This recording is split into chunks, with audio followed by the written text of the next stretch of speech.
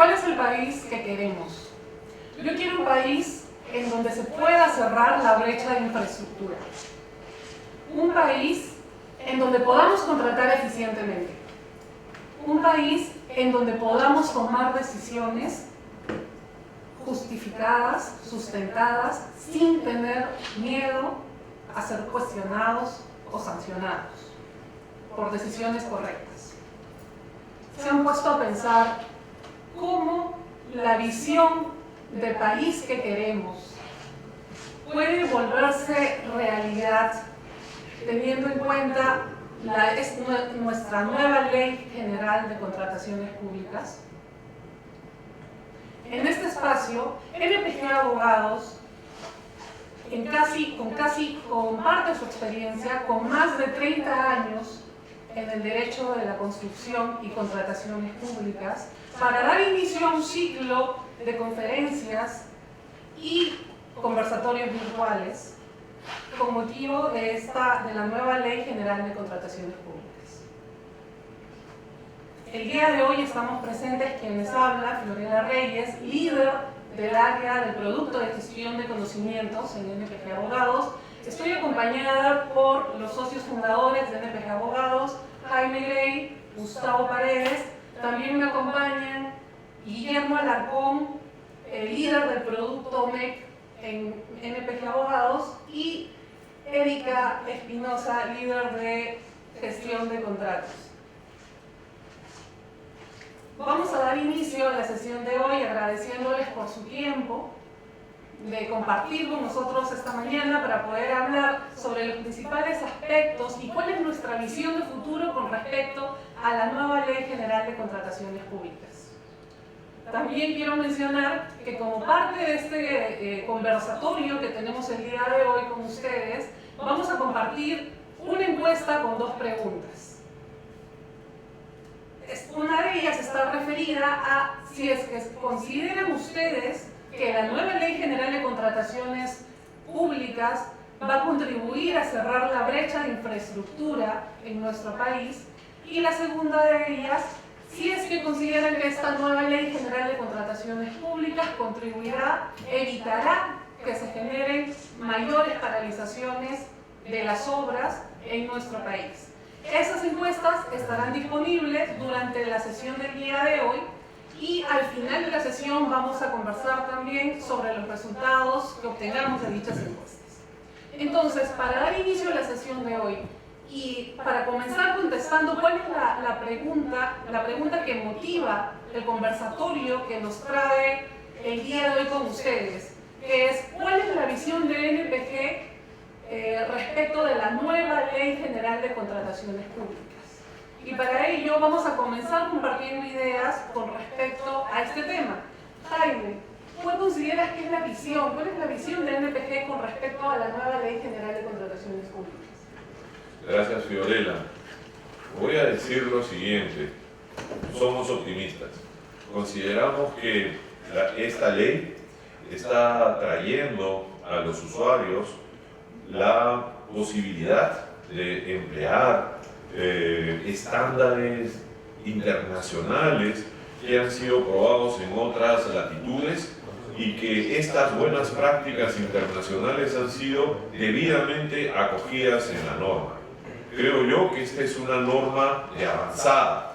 Esta es una norma que a nivel latinoamericano no tiene ningún referente. Creo que ha sido una decisión valiente del legislador y del MEF en aprobar una norma de esta naturaleza, una norma técnica, y que justamente recoge estas buenas prácticas internacionales en contratación pública y específicamente en la ejecución de obras públicas.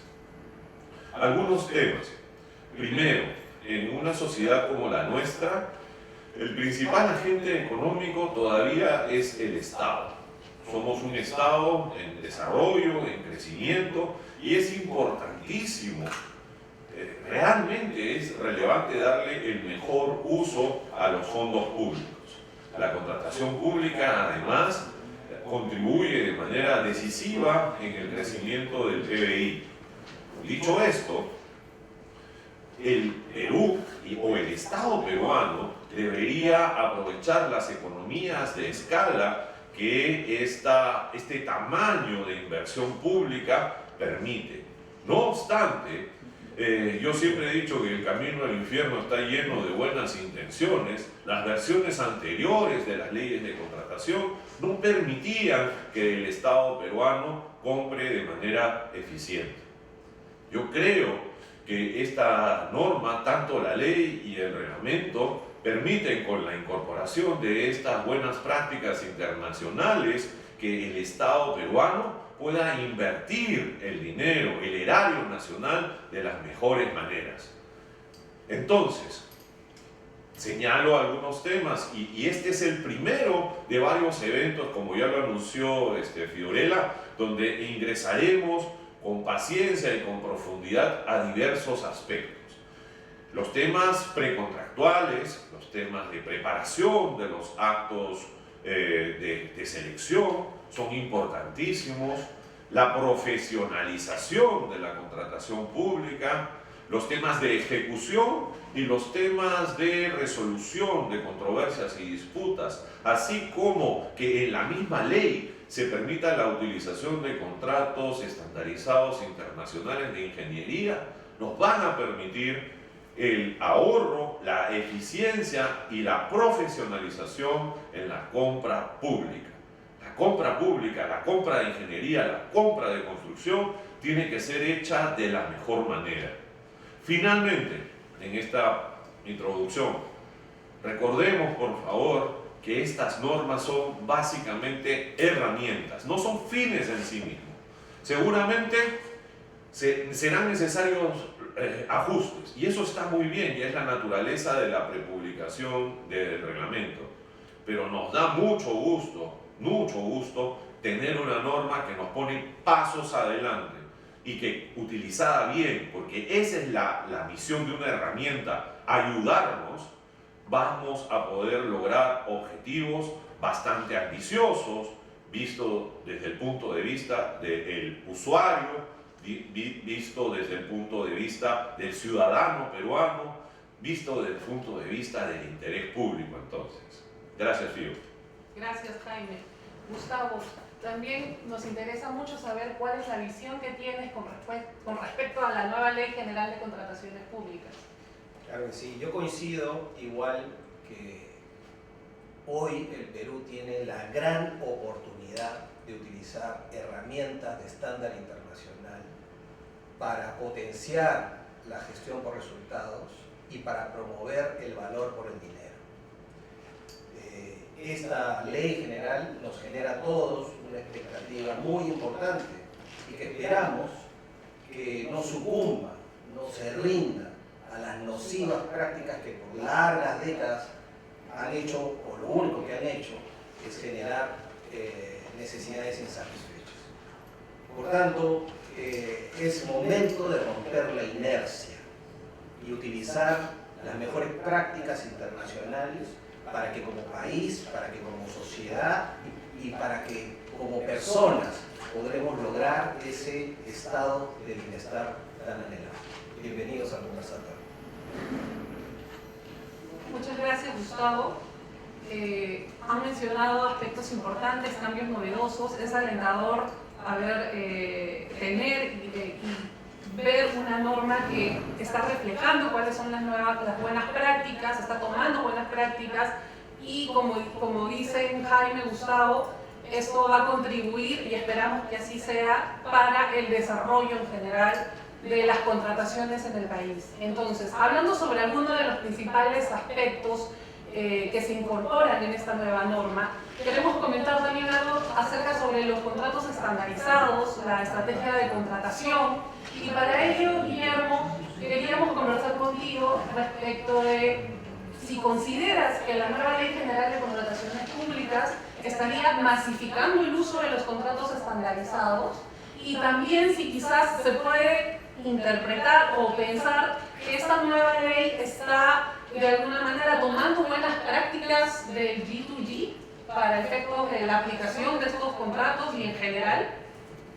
Muchas gracias, Fiorella. Y la pregunta es interesante porque hay muchas opiniones cuando salió la ley y ahora el reglamento de cómo estaríamos normalizando los G2G. Y por el contrario, esta norma lo que hace es darle discrecionalidad y rigor técnico al funcionario, algo que bajo el G2G empezábamos a emplear porque salíamos de las prácticas rígidas de nuestra ley anterior.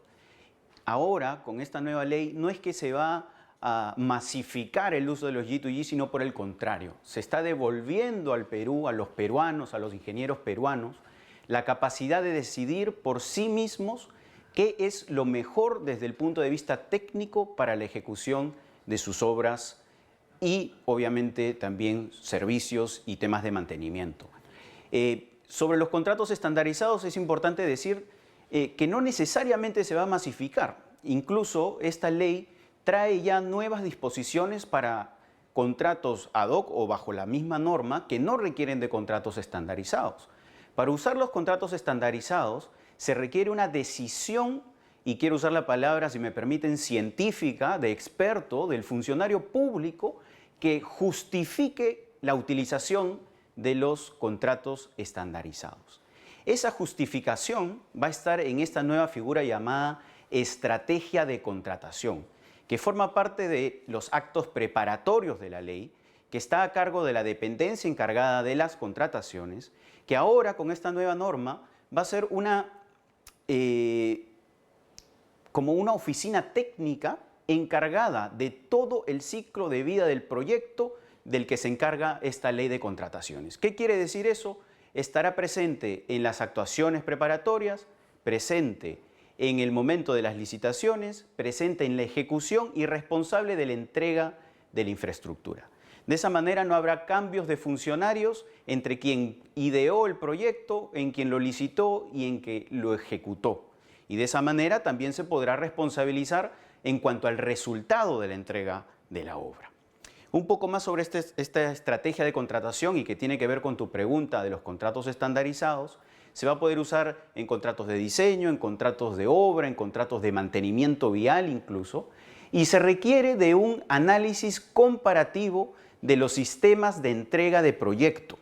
¿Qué es un sistema de entrega de proyecto? Es la forma en que el cliente, es decir, la entidad pública, decide que los riesgos de ingeniería, de construcción, de gestión, son entregados al mercado. Un contratista que puede ser de solo construcción o de diseño y construcción, de gerencia, e incluso la ley nos abre la puerta a que sea un contratista que forme parte de una alianza o contrato colaborativo, lo cual es bastante novedoso e interesante de poder conversar. Entonces, ¿se alentará y masificará el uso de los contratos estandarizados? Depende, y va a depender de nuestros funcionarios que hagan esta comparación de qué es lo más adecuado para su proyecto. Y eso en base al cumplimiento del principio de valor por dinero, que era un principio que ya existía en la contratación pública, pero que ahora se alienta a que esté presente en todas las actuaciones del funcionario público, que, como repito, tiene ahora discrecionalidad y rigor técnico para la toma de decisiones. Y yo creería que es una de las más importantes incorporaciones a esta ley, porque le quita esas esposas que tenía el funcionario, que se veía limitado por la norma, que solamente cumplía lo que decía la norma y no se atrevía a tomar decisiones adecuadas para la continuidad, evitar la paralización de las obras, por temor a que su norma no se lo permitía, lo que es una interpretación del derecho de legalidad que no compartimos, o porque Contraloría podía perseguir sus decisiones técnicas, lo cual es algo que tenemos que erradicar de este país. El funcionario público es un experto y debe ser un experto comprador de infraestructura. De eso se trata esta norma. No podemos darle herramientas y no darle la capacidad de utilizarlas. En ese sentido, y de lo importante, resalto la importancia de lo que mencionas con respecto a de dónde nace la decisión de utilizar un contrato estandarizado. No es que lo voy a usar porque es popular, es conocido, ha funcionado bien en otros casos. Para eso está esta estrategia, la estrategia de contratación, que es el instrumento o el proceso por el cual el funcionario, la entidad, va a tener que analizar por qué es que está optando a utilizar un contrato estandarizado, que para quienes nos estén escuchando y quizás este término sea novedoso, cuando hablamos de contratos estandarizados hablamos de los modelos de contratación, ingeniería y construcción. Pueden ser los modelos de contrato FIDIC de la Federación Internacional de Ingenieros Consultores, del cual, por ejemplo, NPG es afiliado, o pueden ser los modelos de contrato NEC, ya utilizados y tenemos experiencias en la utilización de estos modelos de contrato, la más conocida en el caso de los panamericanos y actualmente en los proyectos que se utilizan, por ejemplo, el ANIN, lo que era antes la Autoridad de la Reconstrucción con Campos. Si me permites, Sí, Fiorella, yo no sé si Guillermo comparte esta percepción. Y la pregunta que yo siempre hacía es ¿por qué el Estado, para hacer bien las cosas, tenía que contratar con regímenes especiales? ¿No será que las antiguas normas de contratación se volvieron una mala práctica, expresión y manuales de mala práctica en la contratación? ¿Qué opinas? Qué buena reflexión. Yo creo que por ahí va el tema y creo que la nueva norma lo ha analizado, lo ha pensado y lo trata de resolver. De hecho, se le da una responsabilidad muy fuerte, así como le da la capacidad de actuar conforme al rigor técnico y discrecionalidad, pero es un deber importante el tener que decidir, y tener que decidir requiere una capacitación y experiencia suficiente para poder hacer este análisis comparativo de sistemas, de cómo se asignan los riesgos, de las modalidades de pago, cuál utilizar, si combino una con otra, cómo asigno los riesgos específicos y luego utilizo o no utilizo un contrato estandarizado, porque no es lo mismo usar un contrato FIDIC que te divide sus libros entre sistemas de entrega de proyectos, diseño y construcción, solo construcción, diseño, construcción, operación o lo que uno requiera para trabajos subterráneos. Sí, claro. Un momento, ¿estos contratos solamente son para obras, por ejemplo, o también pueden ser usados para mantenimiento, servicios? Y también, para cerrar la pregunta y el comentario que hacía Gustavo, ¿quién decide cuándo utilizarlos? ¿Cómo utilizarlos? Claro que sí. No son contratos que están limitados a ingeniería y construcción. De hecho, tanto FIDIC como NEC son familias de contratos que te dan tanto contratos para diseño, contratos para gestión, contratos de alianza, contratos de mantenimiento de infraestructura, para operación. De hecho, el funcionario ahora tiene una gama muy abierta de contratos estandarizados para utilizar en este tipo de proyectos. Pero lo que yo quiero destacar es que la norma no es que aliente necesariamente ir a esos contratos estandarizados. Lo que la norma te dice es si es que los necesitas y es adecuado para tu proyecto. Lo cual nos da una herramienta muy importante que no teníamos antes. Antes la norma te decía, por defecto lo harás así. El funcionario no podía intervenir en la decisión de algo distinto. Ahora la ley te dice, pues ahora piénsalo, analízalo, decídelo tú. Evalúa qué es lo mejor comparativamente, porque luego tú vas a seguir el procedimiento de licitación, el procedimiento de ejecución y el resultado es tuyo, funcionario. La idea es entregar una obra, entregar un servicio, tener un producto que beneficie, como decía Jaime, a la sociedad. No enaltecer a la ley porque la cumpliste, pero no tienes una obra.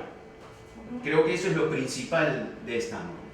Y para cerrar, como parte de los comentarios que hacías al inicio, hacías mención al principio de valor por dinero. ¿Cómo crees que de manera eficiente o tangible podemos cumplir con este principio y no interpretarlo como una declaración de buena voluntad, ¿no? Claro que sí.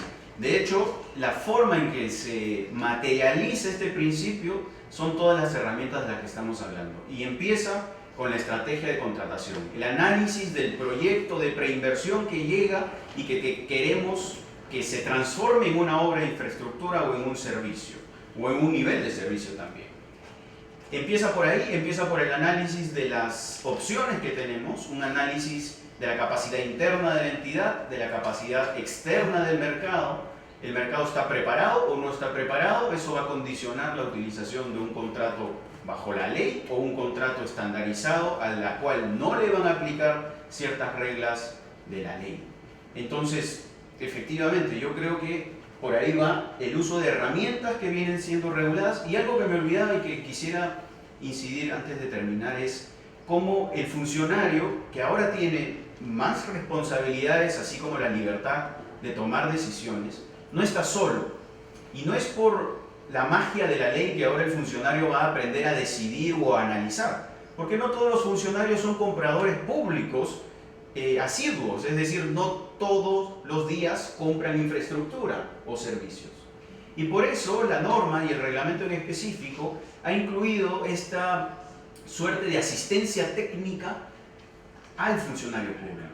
Y es una asistencia técnica que no viene de un Estado extranjero, que viene de los propios peruanos.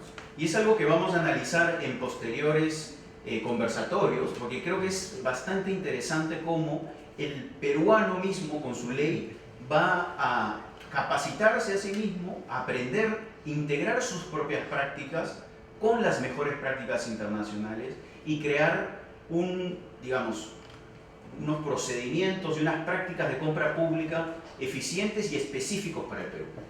Gracias, Guillermo. Me quedo con de lo que comentas, me quedo con la siguiente reflexión. Si voy a pensar cuáles son las pautas que debo seguir para decidir utilizar un contrato estandarizado en el marco de la Ley General de Contrataciones Públicas, y sin perjuicio y en general, cuando voy a decidir usar un contrato, sea estandarizado o no, primero tengo que hacer un análisis de mis riesgos, de las condiciones de mi obra, de las necesidades que tengo, de los drivers que tengo que cumplir, y en función a ello poder decidir recién cuál es el modelo de contrato que necesito. Primero tengo que decidir cuál es mi sistema de entrega del proyecto, cuál es la modalidad de pago que se acomoda a mi obra, y en función, teniendo todas estas variantes ya analizadas, es que recién voy a decidir si uso un contrato estandarizado o de repente, si no es necesario usarlo y usar algún otro, contratar bajo el esquema clásico y tradicional de la Ley General de Contrataciones Públicas. Entonces, ¿en dónde es que voy a materializar este análisis? En este caso, bajo el marco de la nueva ley, es en lo que denominamos la estrategia de contratación. Y la estrategia de contratación no puede ser ni puede convertirse en un copy-paste de otros proyectos. Tiene que ser un documento que refleje un análisis real, porque para que funcione se tiene que efectivamente trabajar en este proceso, ¿no?, de manera real y objetiva. Entonces, teniendo en cuenta estas reflexiones, queremos hablar también con Erika con respecto a cuáles son los otros cambios, otros aspectos novedosos, cambios que puedas resaltarnos con respecto a la nueva Ley General de Contrataciones. Erika. Gracias, Frida. Sí, hay múltiples temas positivos en la norma, pero creo que es importante resaltar la intención del legislador por abordar estos problemas que veníamos arrastrando de otra normativa, de la normativa pasada, ¿no? Creo que principalmente es el tema de aclarar conceptos. Si bien en la normativa pasada se introdujeron ciertos conceptos, quizás algunos de estos no fueron correctamente desarrollados, y veo la intención del legislador justamente de aclararlos, ¿no? El principal de ellos quizás es el tema de los riesgos. Se ha definido correctamente lo que es un riesgo, incluso se le ha otorgado a la entidad la obligación de elaborar una matriz de riesgos donde se asigne responsable por cada uno de estos. Y esta matriz tiene que formar parte del expediente técnico. Esto, desde mi punto de vista, va a ayudar bastante a lo que es el día a día en obra y solucionar cualquier tipo de controversia o conflicto que se dan también en obra. Otro tema positivo también ha sido el tema de diferenciar los conceptos del sistema de entrega de proyectos y la modalidad de pagos, como bien comentaba, ¿no? En la normativa anterior se mencionaba, pero no se hace una clara diferencia, y en obra, en el día a día, surgía mucha duda respecto de cuál es la diferencia, de si la modalidad de suma alzada era un sistema de entrega, y ahora la norma es súper clara y lo diferencia, y creo que eso también va a ayudar bastante en el entendimiento entre las partes, en el entendimiento de los temas que surgen diariamente en obra, ¿no? Y también otro tema que me interesó bastante es ver que han incluido la posibilidad de que si una entidad retrasa, demora o evita pronunciarse acerca de defectos, errores en los expedientes técnicos, pues exista la posibilidad al contratista de elevar este tema a Contraloría o incluso al Tribunal de Contrataciones, lo cual me parece rescatable y creo que es algo bastante positivo. Gracias, Erika. Y teniendo en cuenta que ahora se regula de una manera mucho más detallosa quizás, la posibilidad de poder ejecutar diseño y construcción, ¿qué opinas sobre la posibilidad de hacer ello en el marco de esta nueva Ley General de Contrataciones Públicas? Gracias, Fío. Creo que el tema de diseño y construcción del Fast Track era un concepto también que había sido incluido en la norma anterior, pero no había sido debidamente desarrollado, ¿no? En esta norma, en este reglamento, lo definen, incluso establecen los requisitos para aplicarlo, ¿no? Si bien hay aspectos grises, como ayer conversábamos con Guillermo, acerca de que de alguna forma se limita el uso del fast track a los contratos únicamente de diseño y construcción, creo que de alguna forma es positivo que se hayan incluido los requisitos. Ahora, si pasamos a analizar los requisitos, establecen que desde la estrategia de contratación se aclaren cuáles son los beneficios del uso del fast track en comparación con otros tipos de modalidades de ejecución que sean más modulares. Se establece que tengan claras las herramientas para la gestión de medición de costos, por ejemplo, y también se establece como un requisito que la entidad tenga por lo menos 3 proyectos ya de diseño y construcción donde hayan empleado hayan empleado similares al fast track. Y justamente conversábamos de la intención de regular este último requisito, porque no muchas entidades tienen la experiencia de haber tenido proyectos de diseño y construcción previamente, y creo que es algo que podría desincentivar el uso de este concepto, de esta figura en la ejecución de proyectos. Claro. Definitivamente algo que también nos llamaba la atención cuando conversábamos sobre estos cambios es que diseño y construcción, cuando uso el sistema de entrega de diseño y construcción, es justamente para poder ir diseñando y paralelamente ir construyendo. Entonces, ese aspecto, ese requisito que comentaba Erika, nos causa todavía ciertos cuestionamientos, el hecho de exigir, como se indica en el reglamento, que la entidad tiene que haber tenido proyectos anteriores, 3 me parece, en diseño y construcción, cuando da la impresión de que se estaría tratando al diseño y construcción y al fast track como maneras distintas, cuando en realidad precisamente si yo quiero aprovechar este sistema de entrega del proyecto, voy a ir ejecutando el diseño y construyendo, ¿no? Entonces era uno de los aspectos que ayer conversábamos y que bien resaltabas ahora, Erika.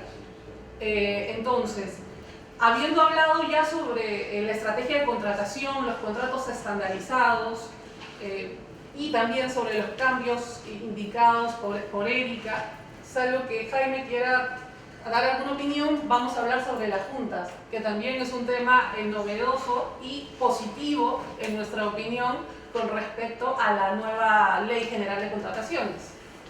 Gracias, Fiorella. Sí, me gustaría justamente decir que la ley lo que nos da es emplear, y permítanme repetirlo, las mejores prácticas.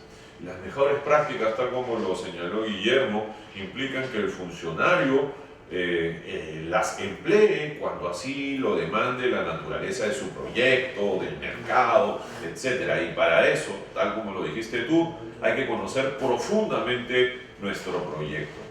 Entonces, en este reglamento, creo que de manera muy acertada, no solamente se da la posibilidad de emplear diseño y construcción o un sistema de entrega inclusive colaborativo, o también emplear la gerencia. creo yo que estas herramientas van a poder ser bien aplicadas cuando este conocimiento sea hecho y llevado a cabo por un comprador público profesionalizado. Entonces me gustaría también destacar que esta norma constituye un avance también en no dejar abandonado al comprador público. Todo lo contrario, se le está capacitando, se le está señalando un norte, se le está diciendo lo que debería emplear en la evaluación y de qué evaluar lo mejor para su proyecto. Entonces, el decirle al comprador público, mire todo lo que usted puede hacer y señalarle toda una carrera de desarrollo en la compra pública, creo yo que es un gran avance, porque será este comprador público debidamente entrenado y capacitado el que conocerá a profundidad cada proyecto en el que esté involucrado y tomará las mejores decisiones desde el comienzo hasta el fin en cada proyecto, y eso es muy acertado. Si me preguntan, ¿el reglamento necesita algunas precisiones? De hecho que sí, y creemos también que en esta serie de conversatorios sobre la ley iremos de a poco cubriendo aspectos de profundo interés con mayor amplitud. Entonces, este es el primero de esos eventos. Todos ustedes van a ser más que bienvenidos en acompañarnos, pero quiero destacar que estamos ante una norma que no podemos siquiera compararla con otras normas de la región.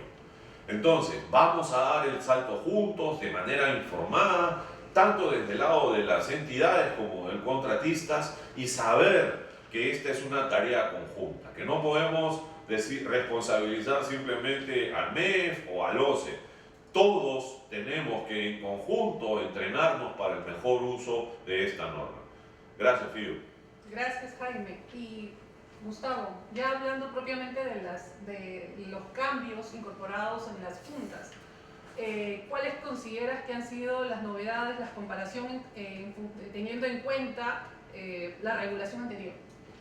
Claro, yo antes de eso quiero puntualizar en algo que considero importantísimo para que identifiquen el hilo conductor de establecer una adecuada estrategia de contratación, la elección de un adecuado método de entrega y una asignación adecuada de riesgos. Lo único que tenemos con este cóctel tan bien estructurado es una herramienta de prevención de conflictos. Y a partir de aquí, efectivamente, lo que tenemos ahora es un cambio sustancial, un cambio cualitativo del enfoque que se tenía con la anterior norma. Un enfoque eminentemente resolutivo de las juntas. Hemos pasado a un enfoque predominantemente preventivo. Y esto no pasa solamente por el cambio de nombre. Ciertamente, el nombre de la Junta de Resolución de Disputas generó un sesgo cognitivo muy fuerte en los usuarios, ¿no? Y también en los adjudicadores, en creer y pensar que la función más importante de la JRD era decidir conflictos, cuando en realidad es la de prevenir. Hace 2 semanas, el Centro de Análisis y Resolución de Conflictos de la Universidad Católica presentó en su congreso unas estadísticas interesantísimas durante toda la etapa de gestión en la administración de JRDs.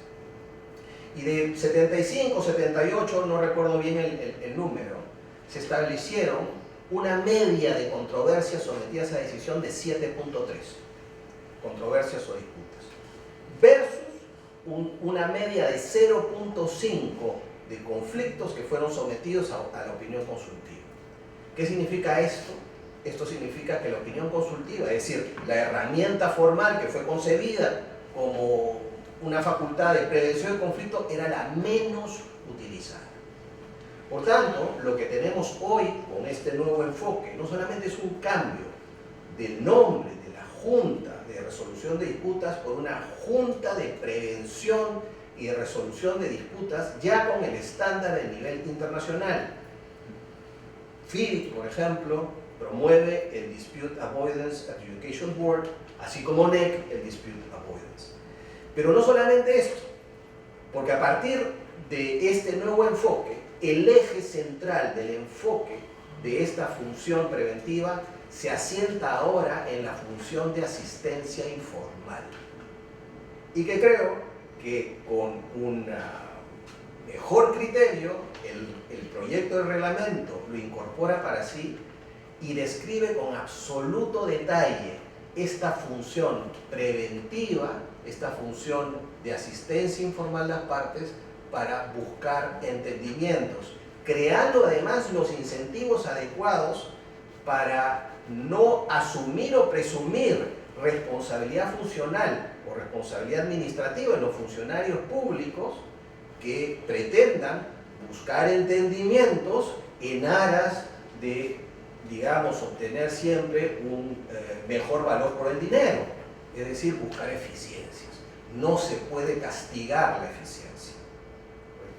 Han habido ciertamente también otros cambios sustanciales con relación a los límites competenciales. Por ejemplo, ya a nivel de estándar internacional, esta junta puede actuar desde el inicio hasta la liquidación del contrato, con lo cual, digamos, ya le damos eliminamos este límite competencial temporal.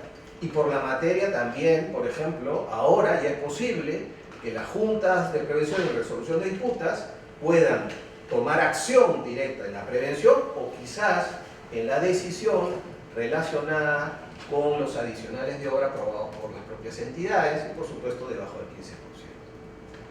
15%.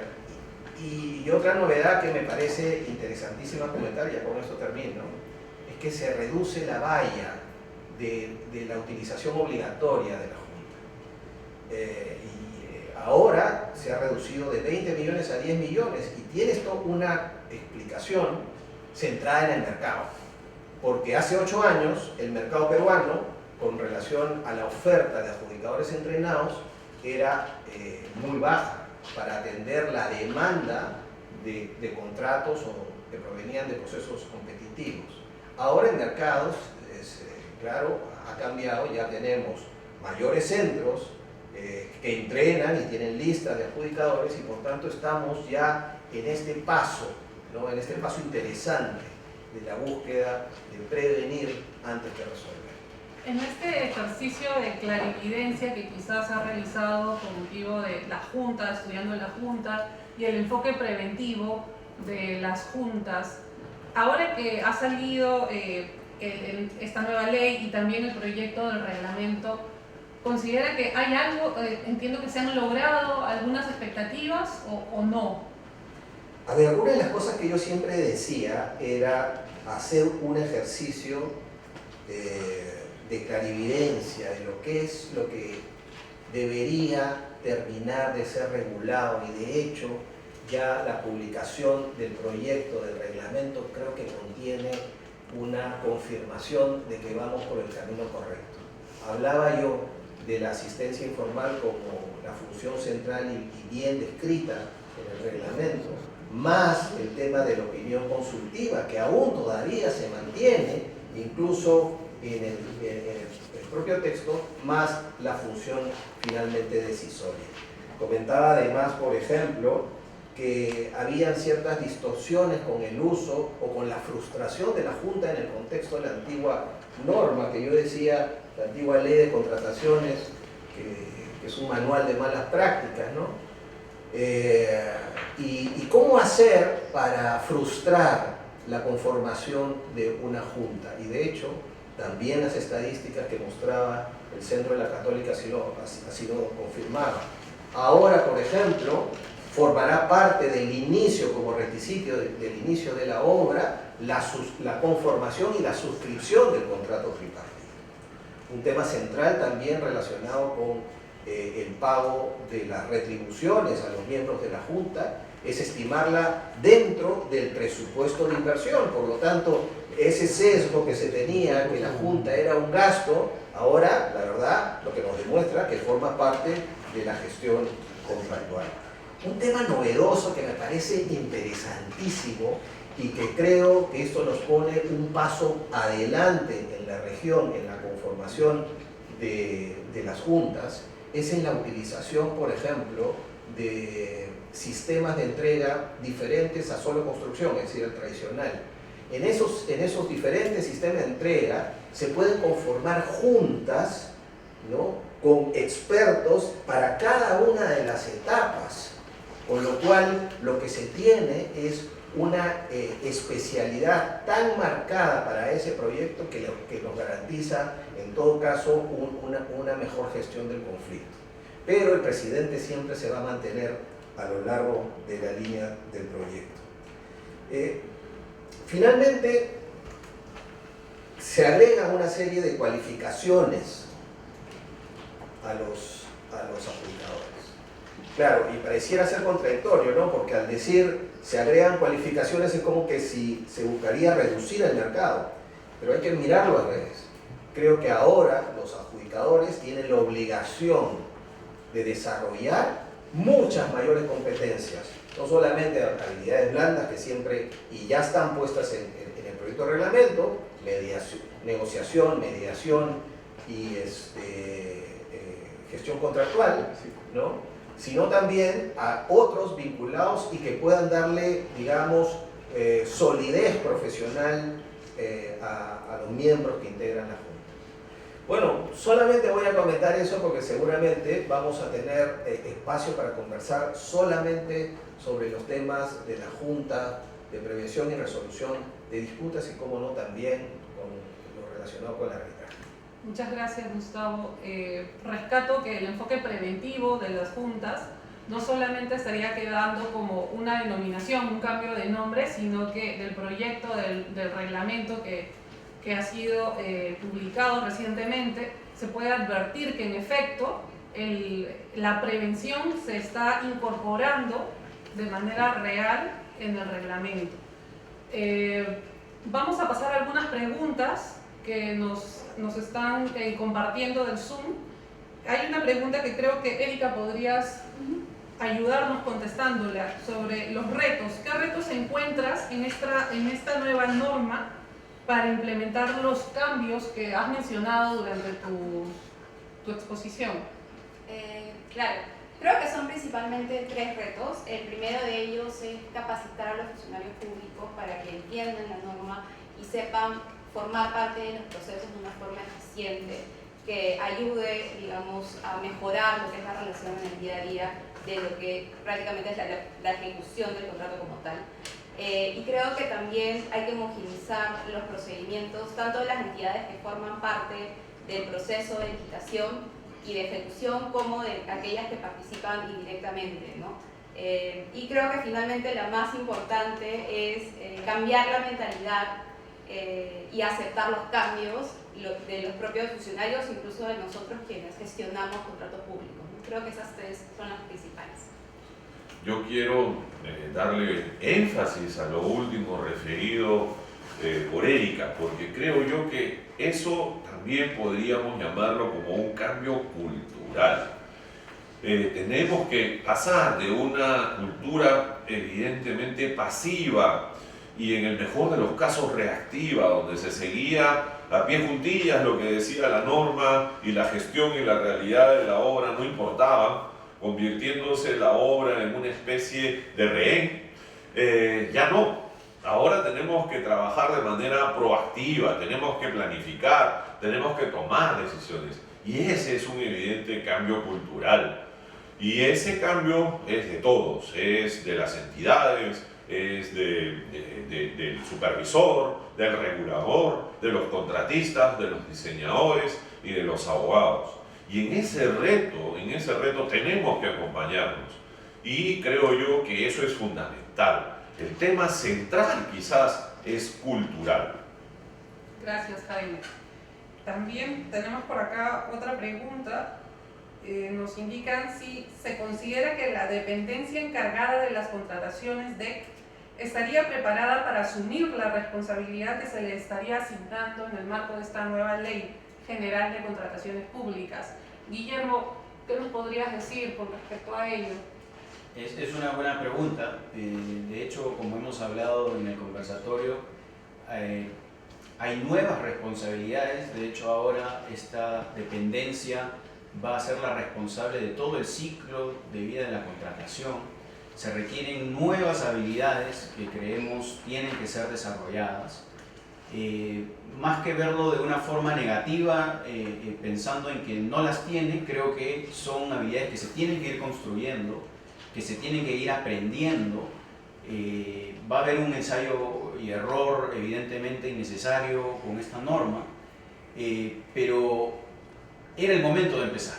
De hecho, ya hemos tenido muchas oportunidades de excepciones, como decías tú, Fiorella, de regímenes especiales, y ahora lo que estamos haciendo es traer a un régimen general, al régimen que todos los funcionarios van a poder utilizar, y es una gran oportunidad para, como decía Jaime, el funcionario se profesionalice, hay una compra pública, y repito, y me gusta la palabra científica, de experto, y que el funcionario, o la impresión que tenemos a veces no tan certera del funcionario, cambie y que sea una persona a la que le tengamos una consideración especial, ¿no? Una consideración de un experto, un decisor, una persona que alcanza resultados. Entonces yo creo que lo que apunta la norma es a eso, a que estas dependencias sean profesionalizadas, lleguen a ser oficinas técnicas especializadas en contrataciones y que con ello pues lleguemos a tener los resultados que espera esta norma.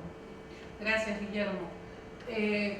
Por razones de tiempo vamos a pasar a hablar sobre los resultados de las encuestas. Las preguntas que hayan quedado en el Zoom las vamos a ir contestando también a través de nuestras redes sociales, a efectos de continuar interactuando con ustedes en el marco de este inicio de conferencias y conversatorios virtuales con motivo de la nueva Ley General de Contrataciones Públicas, donde NPG Abogados va a continuar compartiendo con ustedes cuál es la visión que tenemos con cada uno de los aspectos que han sido regulados en esta nueva ley y publicados en el reglamento. Ahora, sobre el resultado de las encuestas, si me permito acá ver el celular, a la primera pregunta que se indica, ¿considera que la nueva Ley General de Contrataciones Públicas, y ahí se está viendo en pantalla, evitará la paralización de las obras? El 36% indica que sí y el 64% indica que no. A la segunda pregunta, respecto a si se considera que la nueva Ley General de Contrataciones Públicas contribuirá a cerrar la brecha de infraestructura en el país, el 55% indica que sí y el 45% indica que no. Entonces, en cuanto a los resultados de la segunda pregunta, pueden ser un poco más parejos quizás en cuanto a la diferencia, si va a cerrar o no, pero lo que puedo resaltar, y sin perjuicio de los... Si pueden retirar por favor de la imagen las preguntas, sin perjuicio de los comentarios que vamos a dar ahora para cerrar, lo que puedo resaltar ahora es que estos resultados reflejan algo que nosotros en nuestras capacitaciones que damos con respecto a la utilización de los contratos estandarizados en el Perú y en otros países. Siempre decíamos y siempre decimos al cerrar que un contrato, un modelo de contrato no me va a garantizar el éxito de un proyecto. Y en este caso puedo hacer de manera similar, puedo parafrasear esa frase indicando que una nueva ley, por más buena y bien intencionada que se encuentre, no me va a garantizar necesariamente el éxito de mis proyectos, que se realicen buenas contrataciones, que haya menos corrupción, que tengamos funcionarios que puedan tomar decisiones sin temor a ser cuestionados. Todo eso realmente se trata de un cambio que tiene que ser orgánico. Definitivamente considero que esta nueva Ley General de Contrataciones tiene muchos aspectos buenos, puede tener aspectos por mejorar y puede tener aspectos que algunos pueden criticar, y frente a esas críticas lo que puedo decir es que hasta para criticar hay que criticar con inteligencia. Entonces, con respecto a lo que nos trae esta nueva Ley General de Contrataciones, lo que quiero dejar sobre la mesa ya para cerrar es que va a depender no solamente de lo que está escrito, sino de cómo ejecutamos esta nueva ley, de cómo es que vamos a capacitarnos todos para poder lograr los objetivos que tiene esta nueva ley y no quede de una manera inerte en las buenas intenciones que evidentemente todos tenemos, pero que sin una acción concreta no se logra nada. Entonces con esto yo cierro y les doy la palabra a Jaime, a Gustavo, a quienes quieran participar para dar por cerrada esta sesión, sin perjuicio de decirles que próximamente vamos a estar anunciando nuestros siguientes eventos presenciales y virtuales en los cuales vamos a poder conocerlos directamente y continuar compartiendo ideas. Adelante, Jaime. Yo, si me permite, solamente para terminar con la encuesta, si efectivamente esta norma va a permitir que las obras no se paralicen, me llega la reflexión que hay mucho por hacer. Pero por lo menos la norma, de alguna u otra manera, se pone en la posición, fíjense, y hablando de la Junta, de las facultades que tiene los miembros de la Junta para tomar decisiones o medidas temporales, provisorias, conservadoras, pero nunca de paralización de una obra. Yo quisiera decir varias cosas, la verdad, con lo cual les pido quedarse un rato más con nosotros y que no tomen esta parte como un cierre propiamente dicho, sino como un comienzo. Uno, yo estoy de acuerdo con lo que han expresado los resultados a las encuestas. ¿Por qué? Porque efectivamente la norma per se no nos va a garantizar que no existan paralizaciones. Si a pesar de todo lo dicho, el expediente técnico está mal y no se paga a un contratista y nos perdemos en cantidad de disputas, de repente sí van a haber obras paralizadas. Con lo cual, comparto los resultados de la primera pregunta, pero también comparto los resultados de la segunda, porque veo que el optimismo que expresé al comienzo de este conversatorio también está reflejado en las respuestas a la segunda pregunta. Consideramos que sí, que efectivamente esta ley, este reglamento nos van a ayudar a cerrar esa brecha. Y eso, cerrar esa brecha, es una genuina expresión de defensa del interés público que nuestros amigos administrativistas siempre traen a colación. Dicho esto, algunos takeaways. El primero, decir que estamos ante una nueva época, que creo que esto no es un simple cambio lírico en la norma, todo lo contrario. Este es un cambio mayor, pero no lo voy a llamar radical, lo voy a llamar es una revolución hacia la corrección, al traer las mejores prácticas, al llamar las cosas por su nombre, al profesionalizar al comprador público, al obligar a que ellos conozcan a su proyecto, a que la asignación de riesgos sea la correcta, a evaluar qué tipo de contrato utilizar, a gestionarlo, a pagarlo debidamente, a preferir la evitación de la disputa antes de ir a la disputa, porque la disputa es el centro de interés económico de algún grupo de presión. Todo lo contrario. Esta es una excelente oportunidad para dar un paso de calidad y lo que tenemos al frente, por favor, es una herramienta, no es un fin en sí mismo. Bien utilizada esta herramienta, creo que vamos a lograr los mejores objetivos que alimentaron a los legisladores a promulgar la ley y a compartir este borrador de reglamento. Vamos a contribuir en los ajustes, claro, todos debemos hacer, ustedes, nosotros, todos debemos dar el debido sustento a nuestros aportes. Diría que es hasta una obligación. Tenemos nuevos temas, fíjense, normas que nos permiten hacer compras públicas de innovación, tener etapas de negociación, tener diálogo competitivo, tener contratos estandarizados, tener a las juntas de prevención y resolución de disputas, y en los contratos estandarizados tener también los dispute boards. Tenemos mucho por hacer, como dijo el poeta. Sin embargo, otro poeta también dijo que camino se hace al andar, y en ese andar estaremos todos. Y ahora sí, finalmente, por favor, una gran satisfacción por empezar este grupo de conversatorios y eventos, pero llevo una satisfacción mayor aún. Y no solo está reflejado en lo que recogió la norma, sino en este grupo de profesionales, de este grupo de líderes que tienen marcada experiencia, son guerreros de 1000 batallas. Y al respecto de nuestros líderes, el más joven tiene 12 años trabajando con nosotros. Este conocimiento que NPG ha trabajado con diversas entidades en el Perú, como son, por ejemplo, los Juegos Panamericanos en su momento, y que ha llevado internacionalmente a trabajar con algunos gobiernos, como el gobierno de República Dominicana, el gobierno de Panamá, y a través de entidades multilaterales hemos trabajado también en otros países como Bolivia y Ecuador. Está a su disposición. NPG está al servicio de ustedes, entidades públicas, el regulador, del MEF, etc.